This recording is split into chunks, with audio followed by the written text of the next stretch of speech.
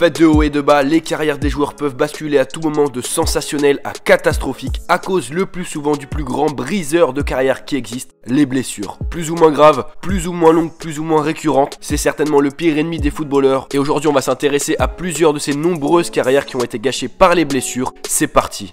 On commence avec un joueur que vous connaissez bien, Mario Götze, excellent avec le Borussia quand il était accompagné de ses compères Lewandowski et Marco Reus. L'Allemand a longtemps été surnommé le Messi allemand, mais les blessures associées à un mauvais choix de carrière en ont décidé autrement. C'est lors de la saison 2010-2011 et sous la baguette de Jürgen Klopp que Mario Götze s'est révélé au grand public. Âgé alors de seulement 18 ans, le milieu de terrain allemand devient très rapidement un élément majeur du 11 du Borussia et apparaît pour beaucoup comme l'un des principaux artisans dans la conquête du titre par le Borussia Dortmund cette saison-là. Il est d'ailleurs au cours de cette saison plusieurs fois sélectionné avec la Nationalmannschaft et Götze est alors considéré comme le plus grand espoir européen voire mondial. D'ailleurs les deux saisons suivantes vont confirmer le potentiel du joueur allemand qui va véritablement exploser avec les jaunes et noirs, mais une ostéite du pubis en janvier 2012 ainsi que plusieurs déchirures musculaires en mai 2013 vont l'éloigner des terrains près de 160 jours et vont lui faire rater la finale de la Ligue des Champions avec le Borussia, finale perdue 2-1 face au Bayern de Munich. Ce même été 2013, Götze décide de rejoindre le grand Bayern de Munich, mais là encore les blessures vont le gêner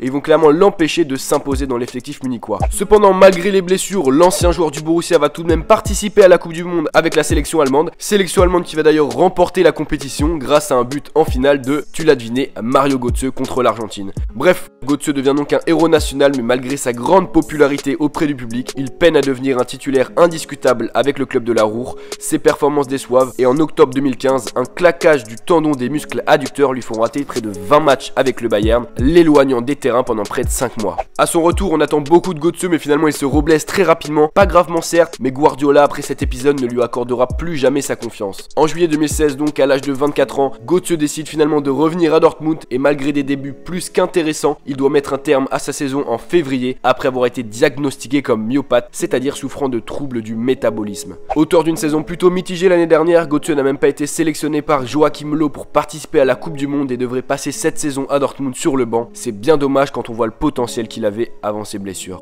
On continue avec un autre joueur que vous connaissez bien, Abou Diaby, doté d'un très gros potentiel. Le milieu français rejoint à seulement 19 ans Arsenal et Arsène Wenger et très rapidement il impressionne et fait l'unanimité. Cependant seulement 4 mois après son arrivée, il est victime d'un véritable tacle assassin par le joueur de Sunderland Dan Smith qui va clairement ruiner sa cheville et par la même occasion ruiner sa carrière tout juste commencée. Diaby sera absent près de 8 mois, ratant ainsi la finale de la Ligue des Champions avec les Gunners mais aussi l'Euro Espoir avec la France. Même s'il est de retour après donc ces 8 mois d'absence, Diaby mettra en réalité près de 3 ans pour se remettre de cette blessure et ce n'est que lors de la saison 2009-2010 que le français va réellement revenir à son meilleur niveau ou presque, devenant ainsi une pièce maîtresse dans le milieu de terrain d'Arsenal, aussi bien en Premier League qu'en Champions League. Cette saison 2009-2010 va sans doute d'ailleurs être la saison la plus aboutie pour Abou Diaby, puisque c'est la seule saison lors de laquelle il a su montrer l'étendue de son talent. Parce que oui, très rapidement les blessures vont refaire surface. En effet, entre 2010 et 2015, Diaby est successivement blessé à la malléole, à la cheville, au mollet, à la cuisse ou encore au ligament croisé, et est éloigné des terrains en cumulé plus de 708 jours, soit quasiment 2 ans. Bref, toutes ces blessures, comme tu l'as compris, vont l'empêcher de s'imposer à Arsenal comme un titulaire indiscutable et vont surtout l'empêcher de progresser et d'atteindre le potentiel qui était le sien. Souvent comparé à Patrick Vieira au début de sa carrière et selon moi presque aussi talentueux que ce dernier, Abou Diaby n'aura donc jamais réussi à vaincre ses blessures qui au total l'ont éloigné des terrains pendant sa carrière près de 1550 jours. Finalement, Diaby a rejoint en 2015 l'Olympique de Marseille, mais là encore trop fragile physiquement, il n'apparaîtra que 6 fois en 2 saisons sous le maillot olympien. Joueur suivant, Alexandre Pato, éternel futur crack, le joueur brésilien n'a pourtant jamais réussi à percer, la faute là aussi à des blessures plus que répétitives. Tout avait pourtant très bien commencé pour le joueur formé à l'Internacional au Brésil. À seulement 18 ans, il rejoint le Milan AC pour 20 millions d'euros et il apparaît tout de suite comme la star montante du club lombard. Il marque d'ailleurs pour sa première apparition en Serie A contre Naples. Rapide, technique et surtout doté d'une grosse frappe de balle, le Brésilien fait 6 premiers mois très impressionnants avec le Milan. Voilà, il impressionne tout le monde et vraiment toute la presse s'enflamme pour lui. Il est d'ailleurs désigné comme un futur joueur important dans le 11 type Rossonero. Il termine sa première saison donc avec 9 buts en 18 matchs de Serie A, puis inscrit 15 buts au cours de sa deuxième saison, ce qui est donc très prometteur.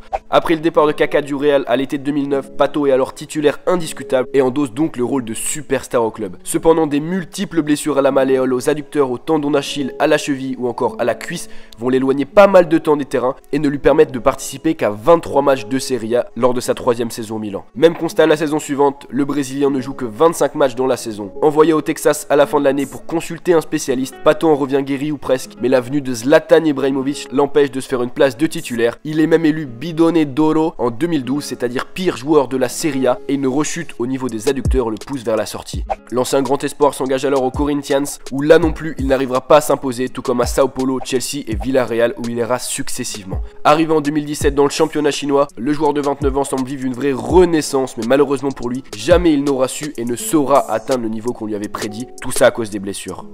Joueur suivant, Michael Owen. Alors je pense que beaucoup d'entre nous ne le connaissent pas ou en tout cas très peu, mais lui aussi a vu tous ses efforts pour devenir le meilleur joueur du monde réduit à néant par ses blessures. Attention, il a eu une très belle carrière, mais ici vous allez voir que sans les blessures, il aurait clairement pu devenir une légende anglaise et même une légende mondiale. Titulaire à Liverpool dès ses 18 ans, Michael Owen est un joueur très précoce et impressionne toute l'Europe. La saison suivante, à 19 ans, il inscrit 18 buts en Premiership, c'est l'ancêtre de la Première Ligue, donc c'est bel et bien la Division 1, et il est nommé cette saison-là meilleur jeune joueur du championnat. S'en suivra 6 autres saisons extraordinaires pour Owen qui vit clairement un rêve à Liverpool, avec notamment une victoire en Coupe UEFA, une victoire en Coupe d'Angleterre ou encore une victoire au Community Shield. Mais surtout la grande récompense pour Michael Owen, c'est en 2001 puisqu'il remporte le Ballon d'Or à seulement 21 ans, un record à l'époque. En 2004, Michael Owen, au top de sa forme, au top mondial, rejoint donc les Galactiques du Real Madrid pour remporter la compétition qu'il veut absolument remporter, la Ligue des Champions. Cependant, la concurrence et plusieurs grosses blessures, notamment au niveau du métatarse, le poussent sur le banc du Real puis vers la sortie.